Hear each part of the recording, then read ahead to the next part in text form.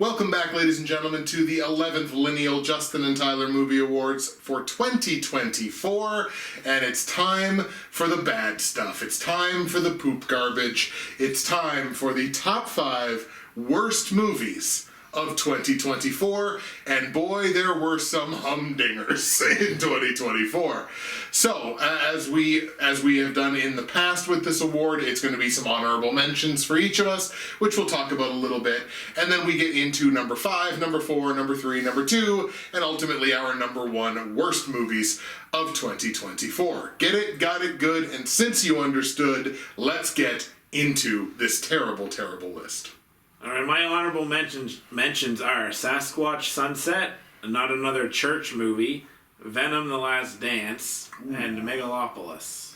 Venom: The Last Dance that's a rough one to have gotten on there. It's unfortunate. Yeah, it's not the worst thing ever, but they're just like the first two were okay. Yeah, the first two were entertaining. This one didn't really work for me. So much. And then Megalopolis I already talked about, but it's just artsy, fartsy, pretentious nonsense, essentially. Absolutely. Sasquatch Sunset, could have been okay. And people are like, oh, it's so good, but it really overstays its welcome pretty quickly, honestly. That's part of why I wanted to mention Sasquatch Sunset when I talked about Hundreds of Beavers earlier, as that was one of the options that I could have watched instead of Hundreds of Beavers. Yeah, it takes gags too far. Like, it lingers on them, and it just doesn't work. I remember you talking about it in the mid-years a bit, and yeah. Not Another Church Movie is just a crappy parody. Is it the same people that did the Not Another Blank movies, or did they just pick it up? I don't remember who actually did those anymore. But some of those were okay, weren't they? Some of them were fun, Not Another yeah. Teen Movie was good, but... Yeah, Not Another Teen Movie's really good. We are so far past those days of decent parody. Parody was killed years ago. And now they're like, hey, let's make another one, and it's just not good. Yeah, I'll just leave it at that. Don't want to spend too much time on the dishonorable mentions. Fair. What a sad thing to have died, by the way. Like, parody. Of all the things that we could kill off, we had to kill off parody. No. like good parody. There you go. That would have helped. My 3 honorable mentions for worst movie of 2024 are The Crow, which I talked about a little bit earlier, Immaculate, and Sunrise. So The Crow, I think for obvious reasons, as I talked about before, emo McSad boy plus a charisma vacuum plus awkward sex, does not exactly scream soulmates to me, and I think that's supposed to be the crux of the whole movie, is like, well, they're soulmates and the passion, and it hurts so much. The CGI crow in this movie, to me, serves as the perfect metaphor for how desperate this movie is for you to take it seriously. Like, the CGI crow multiple times just comes out of nowhere, and it's just like, please, for the love of God, please take this movie seriously. And again, it kind of has some moments. Like, I remember as I was watching the movie, I'm messaging you, or maybe shortly after I finished watching it, and I didn't want to give too much away, but I was just like, man, I think you've seen The Crow, and that one kind of operatic fight scene is that's the highlight of the whole movie. Yeah. And other than that, if this was the best that a remake had to offer, just don't do the remake. Agreed. Immaculate I won't harp on for too long. I still feel like it's inferior in most ways to the first Omen, and I know we're on opposite sides of that. It is. But that's fine. And again, I certainly give it points for that scene in the catacombs towards the end, and Sydney Sweeney particularly towards the end of that movie. From a performance perspective, I can respect how difficult the ending of that movie is. So it gets points for that, but still just kind of fell well short of what I hoped and expected, I guess, from it. And then Sunrise. So Sunrise is a movie that suffers from what I call too many studios. So, like, when a movie starts and you notice that it's got, like, 27 different studios. I hate that. I know they got to do it, but I'm watching it, I'm like, oh my god, can't get to it. It's just like, wow, they're still going. There's more. There's more studios to mention. And usually I find that coincides with either really big movies or really bad movies. Guess which one this is. So this is a movie that combines the not too often combined factors of Orientalism, vampires, and that good old Rocky Mountain incest. Like, who thought these three things needed to go together in a horror movie? I'm not seeing why this movie's bad. Maybe I haven't done a good job of selling it. I think you don't have any media literacy. That's all this is. You know, one thing that will absolutely, like, guarantee that a movie's going to wind up at least as an honorable mention on this list, because it's happened multiple times before, a really blatant, really bad, really obvious continuity error. So, like, a few years back, I remember reviewing, like, a low-budget horror movie where in the camera shot, you can see, like, the cameraman's elbow. And I'm just like, come on, man. Like, if you can't fix that, if you can't reshoot that, then don't waste my goddamn time. This movie has that moment where there's a character that gets a stab wound in the stomach. Yeah. And then, there's the wound, it cuts away, and the next time it cuts back to the character, the wound is up here. Like, the wound just lifts like a foot on the body between camera shots. And I'm like, if you're too lazy to not even have the proper continuity of where a character got stabbed, stop wasting my goddamn time. And that's what Sunrise was. Orientalism, vampires, Rocky Mountain incest, and bad continuity errors in stab wounds. And that wasn't even good enough to crack the top 5. I'll just read my critical review for Sunrise so I have something to say, I guess. Sure. I didn't remember if I saw it. Like, I thought I did, but I had to check. Every element of this movie has wasted potential.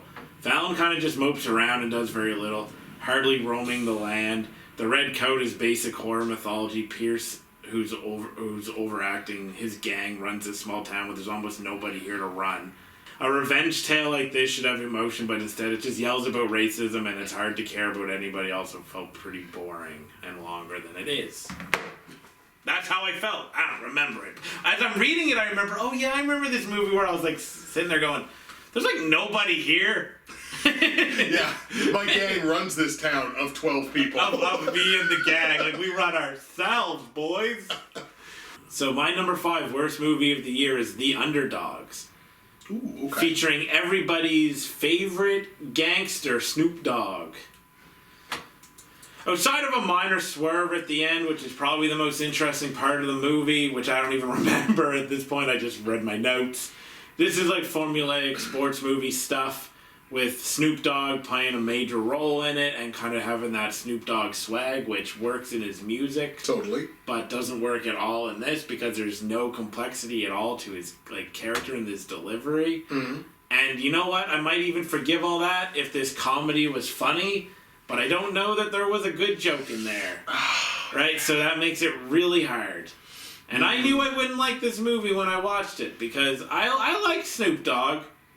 You know, as much as the next guy. I mean, sometimes he gets a little overrated. Because everyone's like, oh, I love Snoop Dogg. It's like, right. Because he's like funny on a show or whatever. But like, Snoop Dogg makes some amazing music and stuff in his life. But, but The Underdogs is not one of those good Snoop Dogg moments. So yeah, that's all I got to say with this one. I think Snoop is one of those performers who has like escaped from the crux of just play the hits. Because there's a lot of artists, a lot of performing artists, where people are like, I don't care what you're doing now, just play the hits. Yeah. I feel like Snoop isn't one of those people. His hits are great, but I think people are really willing to see the new stuff. Yeah. but the new stuff also has to meet a certain quality. So clearly this does not. So I'm ready to get into my top 5, and I decided I was going to have a little extra fun with the top 5 this year. Good. So for each of my top 5 picks, I am going to give it an AKA.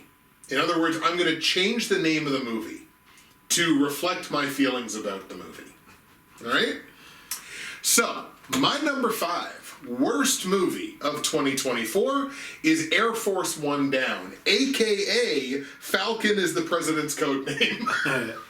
Because all this movie wants to do is give you glory shots of military satellites and reinforce that the President's code name is Falcon. It also really wants you to know what time it is.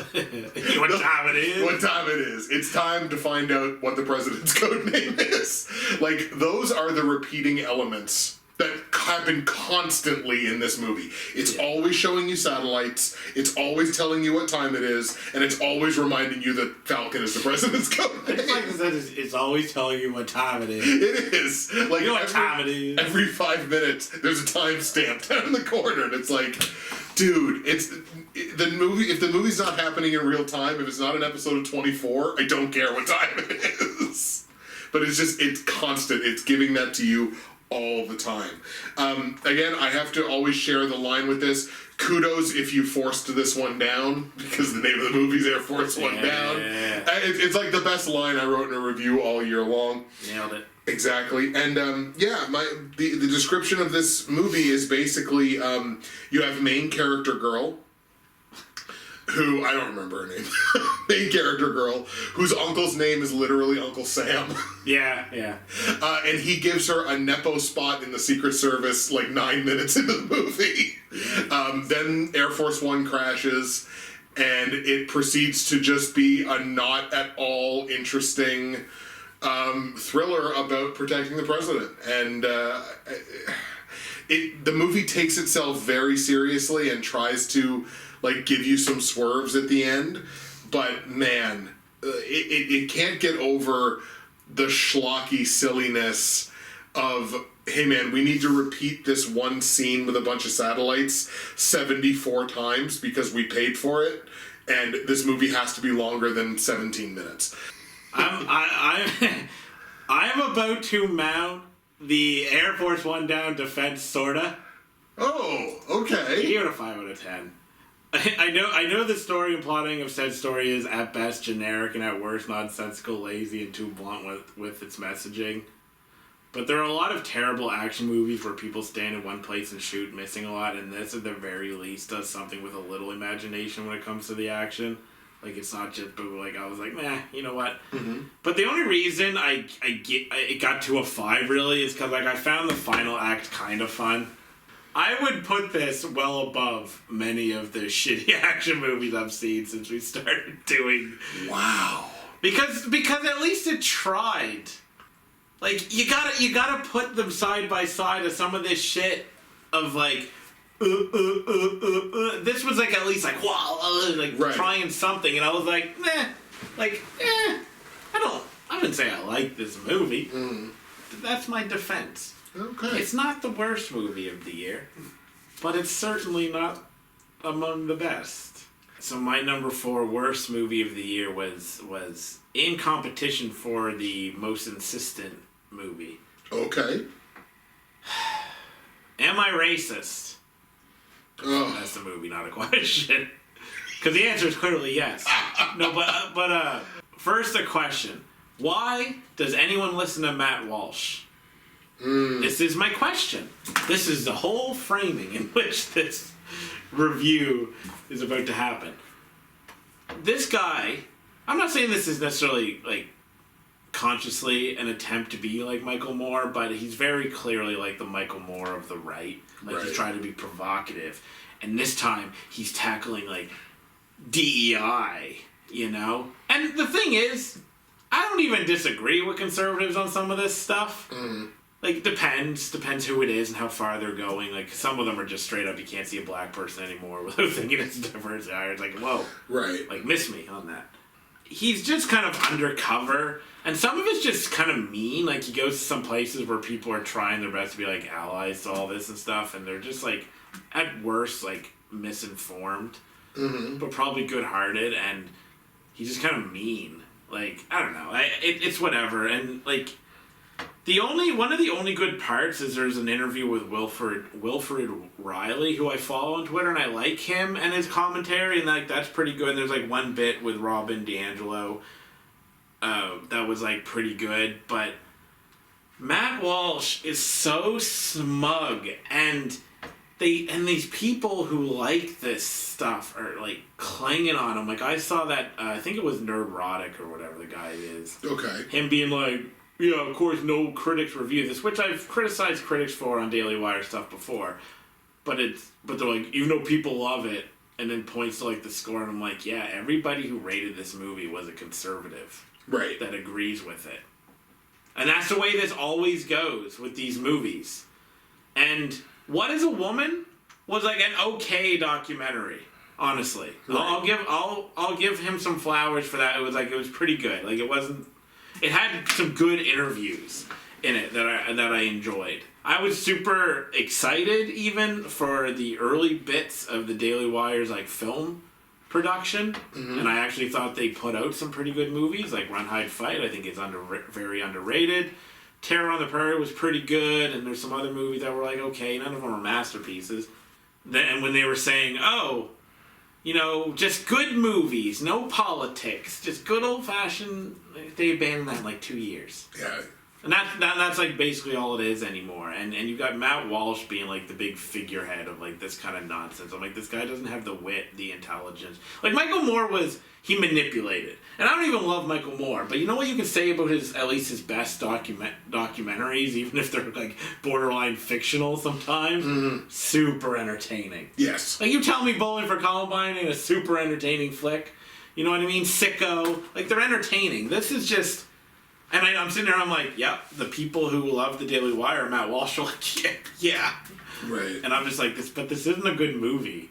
There's better people to listen to. I say this anytime, like, black issues or anything diversity comes up. Just listen to Glenn Lowry and John McWhorter's podcast together.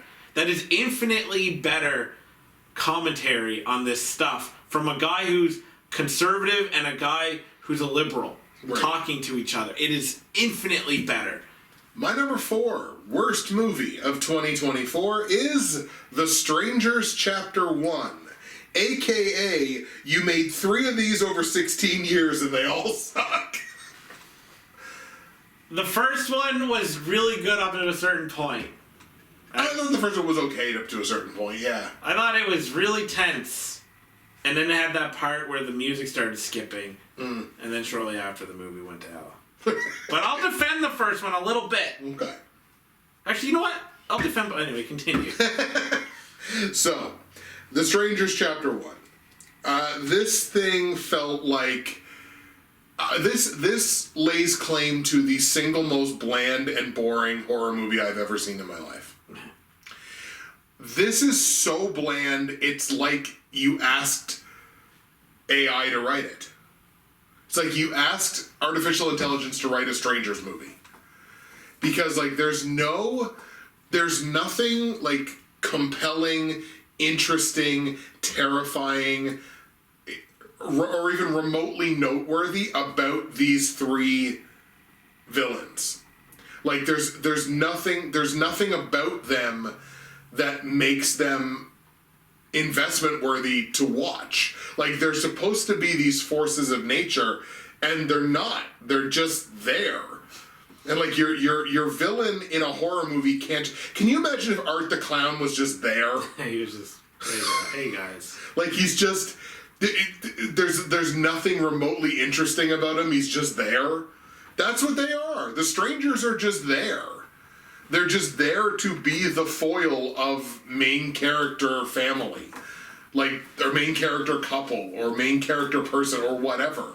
Like, they're just there, and they have the plot armor, and they get their way, ultimately, and it's, at the end of the movie, you're just like, okay, like, did anything even happen in this movie? Like, where did my hour and 45 minutes go? And look, I have absolutely no faith or no excitement in the fact that you're going to do a new trilogy based on this, where I just don't feel like over the course of 3 movies, you've given me personally anything or any reason to think that all of a sudden these are going to turn around and be good. So, The Strangers Chapter 1, aka you made 3 of these in 16 years and they all suck, is my number 4 worst movie of 2024.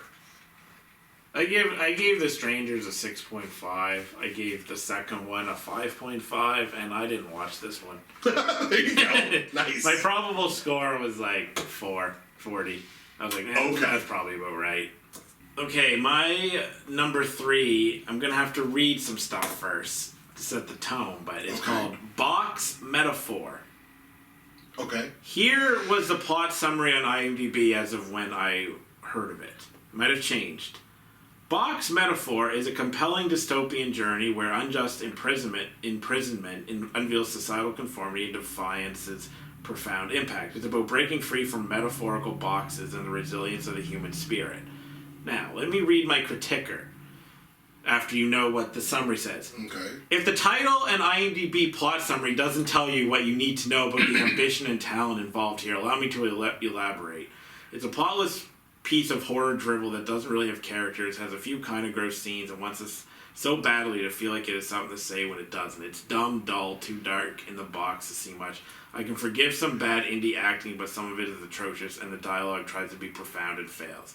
The summary, literally, the movie's called Box Metaphor, telling you that the box is a metaphor, and the summary tells you that the movie's metaphorical. It's like, there's no ambition there. It's like, you're just straight up telling me, like, what the metaphor is. Right. Like, that's a sign of, like...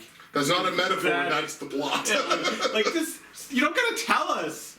It's just one of those movies where a lot of really stupid things happen, and it's just really boring, like, and then to throw at the end, like, I'm pretty sure, like, the box is about to get airlifted out or something, but you think going to escape, but then, like, lightning strikes it. It's like, wow. Is the lightning a metaphor? Well, it's not in the title, so who knows? It must be, If it was lightning metaphor. Oh, I get it. The box is a metaphor for being imprisoned. It just hit. What a profound. Damn. It's really just the title that annoyed me. Like, I was like, box metaphor? Just call it box. Box Metaphor could even be a good title for something if the plot is not literally the box is a metaphor. I know, the plot summary is so... Like, you got to assume the writer and director, whatever, had, like, a hand in the summary, right? So, it's just kind of really... It just kind of shows you, like, this person must... You guys won't understand that the box is a metaphor. Because I put it in the title, and then I also put it in the summary. My movie has a metaphor. And it's a box. What's it called? Box. It also has like a baby at some point, and then the baby is like instantly... Is the baby a metaphor? It might be. It's not in the title. How can I know? The baby is taken away right away. Right. And I'm like, it makes sense why the baby's taken away, but also like, why even put it in there? Right. You know what I mean? Like, yeah, okay, these prisoners are treated poorly. But like, things like...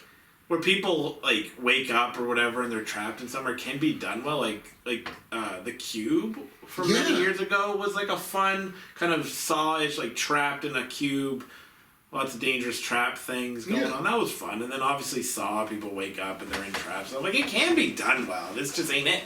The next movie in this is gonna be like sequel metaphor. Right. This is the sequel. No, it's literally just going to say, this is the sequel to Box Metaphor. That's the title of the movie. We shouldn't say that. We're giving this guy ideas. Yes, please. Copyright Justin and Tyler. There, now you're going to have to... Yeah, like, I can't hate the person behind this with the same hatred that certain other creators get because, you know, it's just a badly made movie. But it doesn't, like, stomp on, like, I don't know, purity in some way or something. Yeah. I think you probably know who I'm referring to. So I think I might have an idea. Like, really hated director, but it's still just a really bad movie. I rated it a 1 out of 10. Fuck. My number 3 worst movie of 2024 is a movie called Mea Culpa, a.k.a. Tyler Perry has never and will never make anything remotely watchable. Yeah. So, I don't know, I don't know who keeps giving him money. I don't know. I don't know who keeps giving him money. It shocks me that service like Netflix continues platforming his shit movies. Mea Culpa is also colloquially known as every single white character is a cartoony supervillain. And I assume that's obviously by design, because it's very much the case. I don't think there is a Caucasian character in this entire movie that is not a supervillain, or doesn't eventually become a supervillain. They might not start that way, but they definitely end the movie that way. So we have Kelly Rowland from Destiny's Child fame. Yep. Who is an attorney who's married, and meets an artist who is accused of murdering his girlfriend in a very violent manner. Nice. And they get together, and they have sex for reasons that I don't particularly understand. He's supposed to be very wantable and very hot, and he's very, very bland. He's just like, you're gonna have sex with me because I exist. And she's like, no, I'm not. I'm married. Well, okay. And then she just kind of does. And eventually the movie just takes a hard right turn into just complete absolute buffoonery, where they're just her husband's dad wants to run for mayor, but they fear they're going to get negative press because she's representing a guy they're trying to frame for a murder that didn't actually happen, and she travels back and forth to Brazil in record time. You hop on a bullet train and all of a sudden you're in Brazil, and then 5 minutes later you're back in Los Angeles or New York or wherever the hell this movie takes place. I don't remember. I think it might be New York. And then at the end of the movie, for no discernible reason, artist who was cool and detached and yeah, you're gonna have sex with me because I exist, he all of a sudden becomes here's my phone number, please call me. He just becomes a desperate man because he got one taste of that Kelly Rowland ass, and now all of a sudden he's the desperate one. And then she gets to be I'm the cool lawyer. I'm single female lawyer from that one episode of Futurama. That's who I am, and that's how the movie ends. And I'm just what? I get that you're just sitting there, Mr. Perry, with a checklist of which markets do I have to satisfy? I'm going to get this one, I'm going to get this one, I'm going to get this one, and then by the end of the movie I got to get this one and this one. And I get that you're just ticking off check boxes, but again, who is giving you money and can they get the money back? I sat down and I looked at this dude's filmography, and I'm is there one in here that I could argue is probably an okay movie? Maybe one of the Medea ones, because they're the ones that made him his money. Yeah. So maybe one of those could be looked at as yeah, this one was actually I kind of did something different, or was moderately entertaining. All the rest of them, utter absolute garbage, trite shite. All of them are terrible. Yeah. So Mea Culpa, a.k.a. Tyler Perry has never and will never make anything remotely watchable. My number 3 worst movie of 2024. And speaking of check marks, Mr. Perry, I'm going to put a check mark over your movie, and I'm never going to think about it ever again. But okay, my number 2 worst movie of the year is The Mousetrap. Ooh. Creatively bankrupt. Another case of, hey guys, remember Mickey? Or this would be Steamboat Willie, I suppose, right? Yeah, now we're making a horror movie of them. Yeah. Bad lighting, boring kills, lazy writing, atrocious dialogue, and acting, and occasional attempts at meta commentary that it doesn't deserve. You're not Scream. Right. You're just using this to write yourself out of crappy situations. And the worst part of this movie is that I was the one who added it to her ticker. Oh no! That's always extra bad. I did it. It was me. I'm the problem. It's me.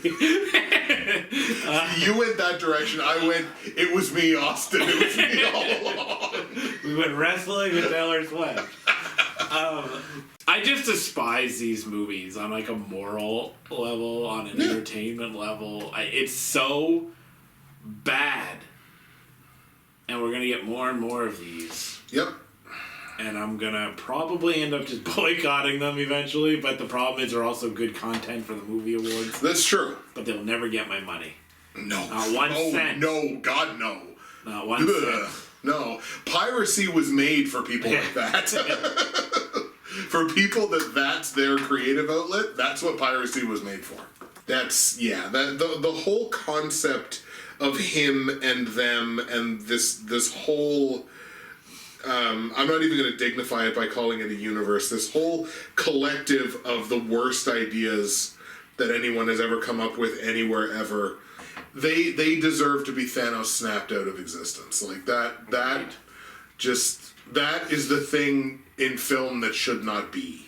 My number 2 worst movie of 2024. Touched on it a little bit earlier. It is Lumina, a.k.a. The Truth Is Out There, Bro. And truthfully, I'm just trying to be Tommy Wiseau. Because I can't get away from it. He wanted to be the sci-fi version of The Room. That is what I have established about this Gino McCoy and his motivations for creating Valerian and the City of a Thousand Poops, but on 1% the budget. Take 99% of that budget away from that movie, and you get Lumina. That's what this movie becomes. And again, there's elements there that should work. Alien abduction, conspiracy theories, the sci-fi elements, the fact that you're like going to a different planet, but all of it is stupid and lame and ridiculous, and it's a middle school play level performances, and it's Windows 95 CGI. It just didn't have the rubber faced monsters was like the only thing that the movie didn't have, because I'm sure Gino probably thought that was a little too pandering, because it's been done before. And again, I can't get past the fact that every exec producer credited on this movie has the last name McCoy. So it's literally just his family just paying for his passion project. And the fact that, a few suckers like me actually went and saw this in a theater. Joke's on me. Maybe that's why I'm so mad about it, I think. Because I actually, didn't let my better instincts take over and remind me, no, this is going to be garbage for all of these reasons. And I'm like, nah, it's fine. And I'm like, no, it's not. It's definitely not fine. So really, I'm mad at myself. As you should be. I should be. So Lumina, my number 2, worst movie of 2024, and there's still one that's worse than that. The worst movie of the year, according to this guy right here, is Winnie the Pooh, Blood and Honey 2. The King, stay the king, bro. This movie isn't as bad as the first one because there's a little bit of a budget, so it can kind of make itself look a little nicer. Right. But also, it still sucks. The gore is fine if that's your thing. I guess Godspeed, but Terrifier came out this year. Right. And The Substance and other stuff that's probably much better. Mm-hmm. This movie mounted a defense of the bad costumes in the first one by saying, but these are humans fused with animals. That's why they look like that. I'm like, dude, this is still dumb. Still without heart. Still craps on Winnie the Pooh. Tigger was awful. I hate these movies. And the idea of them. Yeah. Yeah. I gave this 5 extra points. Because the first one I gave a 0. Right. Because it also just looked atrocious. This is an improvement in that way. I gave it a 5 out of 100. Mm-hmm. Not a 5 out of 10. Damn. A 5 out of 100. 5 out of 100. But to be fair, The Mousetrap is also a 5 to me. Mm-hmm. I don't know which one I'd rather watch. I'd probably rather watch The Mousetrap just because I really don't like what's-his-face? Reese Wakefield shit. I don't even know what that dude. Wakefield, whatever. I am not going to watch any more of the Winnie the Pooh ones. I don't think, because it's just going to be the same spiel every year. Although it's kind of enjoyable being like, hey, guess what wins again? The third one, right. Still the king. The incredible legacy of shit for this movie. People gotta stop giving this nonsense a pass. Like, I see people, like commentators or whatever on YouTube being like, this is fun. And I'm pretty sure even, like, Robbie at work was, I don't know about this one, but he was like, they're fun, I kinda like them. And I'm like, I need you guys to stop. Right.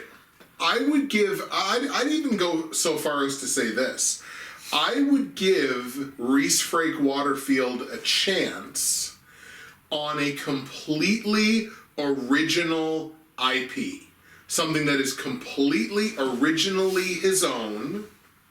Not, well, fuck, Superman went into the public domain, so I'm going to make a Superman movie where he sticks kryptonite up his ass and blah, blah, blah. Like, none of that. Something completely 100% your own creation. I would give him a chance. I think he's done that. Has he? Yeah, he did it before. Maybe I should look into that. Maybe it's as garbage as all of this, and maybe I'm just stupid. But if he did that at this point, I would give it a chance. And give it, like, proper movie awards treatment. But maybe that's the thing. Maybe he doesn't do that anymore because all of his ideas were garbage and nobody paid any attention to them, not even goobers like us. Yeah. And this was the only way he could get attention. Like a child throwing a tantrum in the middle of a soappiece. It was the only way he could get attention, so he's going to do what he's got to do. I kind of hijacked your pick there. I apologize. No, that's fine. No, you keep going. You want to keep crapping on him, go ahead. Well, gee, Tyler, that movie sounded terrible. Sounded awful. Sounded like no one should ever watch that. But you know what that movie didn't have? I don't know what. Suspenseful and ominous music continues. Oh, yeah. My number one worst movie of 2024 remains H.P. Lovecraft's The Old Ones, a.k.a. ominous, dramatic, suspenseful music continues. For all the same reasons that in the mid-year, it was the worst movie that I had seen to that point. Old gods making goofy sex faces. Random naked girls in fields. Salt kills tentacle monsters. Don't tell the hentai girls. But this whole movie is like a hentai girl's dream. This is what happens during fever dreams for hentai girls. But, as I said to Tyler off camera, or in a cut, not off camera, but in something that won't make the final cut, I'm about to make movie awards history. Yeah, you is. Because I'm going to look down the barrel and I'm going to say, H.P. Lovecraft's The Old Ones, thank you. Yeah. I'm going to thank my worst movie of the year. Yeah, you is. For one specific reason. This is the movie that saved me from Winnie the Pooh, Blood and Honey 2. Because I knew, look, I'm 40. I'm old, man. I gotta start taking better care of myself. I knew I didn't have it in me in the same year to watch Winnie the Pooh, Blood and Honey 2, and H.P. Lovecraft's The Old Ones, and Mea Culpa. I just didn't have it in me. And the fact that I knew I already had this movie, this terrible, god-awful, how could you ever make a movie like this movie? I knew it was there. I knew it was right there. And I'm like, if I try to watch Winnie the Pooh, Blood and Honey 2, it's also going to be right there. And I just don't have the strength. I'm not a perfect man. I'm far from it. But I'm going to try to work on my strength. But I just knew in this moment, I just didn't have it in me. to be able to do all of those movies at the same time. So, thank you for being so terrible that you saved me from the other terrible, which almost certainly would have probably been a consensus number one, I would think. But what I will say, the one thing that I'll go out on, is I do now finally know the plot of this movie. Because I talked about on the mid-years, like, I don't think this movie has a plot. I don't think anything actually happens besides these two people bombing around having dream sequences and old gods making goofy sex faces. But no, there is a plot, and the plot is dumb. The bare minimum. The bare minimum. So there you have it, folks. H.P. Lovecraft's The Old Ones and Winnie the Pooh Blood and Honey 2, the worst movies of 2024. And hold up. I feel bad. I gotta get something off my chest. Oh, okay. All right. Go. I was the one who told you about that movie. Correct. And I didn't watch it. Was it intentional? No. No. But will I retcon it and say that it was revenge for making me watch 50 Shades? Yes. Oh, come on. I'm retconning it. That's been the reason the whole time. Even though that's not actually the reason. I just literally forgot about it. That's really I watched everything on my computer and then I didn't even think about that movie. Oh, that's really good. That's really funny. Also, sometimes being strong is admitting your limits. Right. So fair don't be enough. so hard on yourself. Okay. You're a strong, independent woman. All right? Excellent. And I don't need no man. I appreciate that in a backward sort of way, but I appreciate it. Ladies and gentlemen, that is it for our top 5 worst movies of 2024, and we will not see you again until tomorrow. We change clothes, we do a whole new recording day, because it is time for the main event, our top 30 best movies of 2024, and the fans' choice. The big one. The fans' choice, where I tell this guy what you like, and he makes fun of you. Instead of him making fun of me, now he makes fun of you. You got it? There's a triangle thing going on here. For the 11th Lineal Justin and Tyler Movie Awards, the Movie Awards for 2024, we will see you on the other side.